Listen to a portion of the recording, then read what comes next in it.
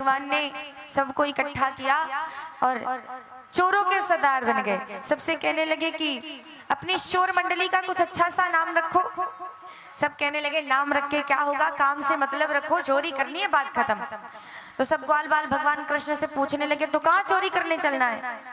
भगवान कृष्ण ने कहा अभी किसी के घर नहीं जाना, आज सब लोग जाओ अपने अपने घर पे ट्रेनिंग करो, पहले अपने अपने घर चोरी करो, जो सक्सेस हो जाए वो मुझसे आके मिलना, जो फेल हो जाए मेरे पास आना मत दोबारा। अब सारे ही ग्वाल बाल अपने अपने घर गए।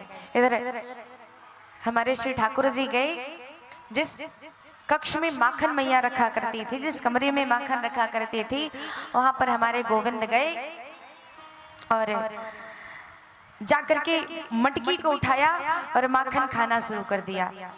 तो एक बार माखन खाया ही था, इतने में उनकी दृष्टि पड़ी, सामने एक मणि लगी हुई है।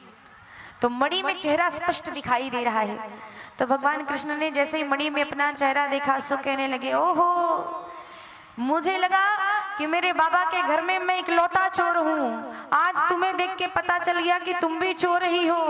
अब सोचो, अपना ही चेहरा देख के स्वयं से ही ये बात कह रहे हैं, आज पता चला कि तुम भी इस घर में रहते हो, तुम भी चोरी करते हो।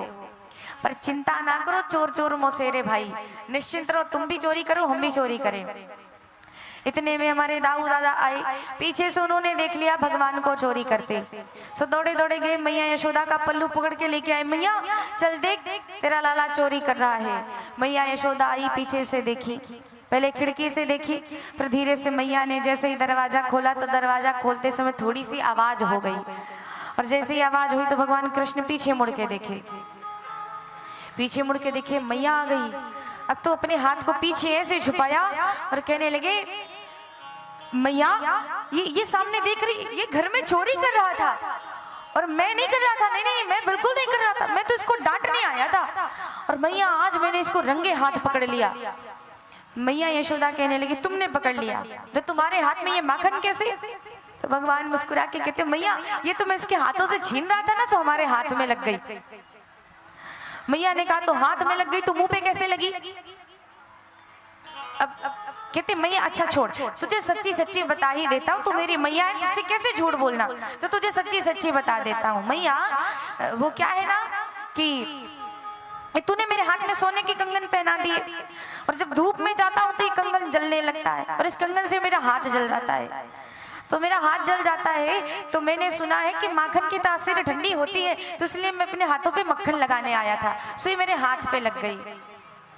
तो मैया ने कहा तो वही तो पूछ रही हूँ, हाथ पे लगी सो ठीक, मुंह पे कैसे लगी?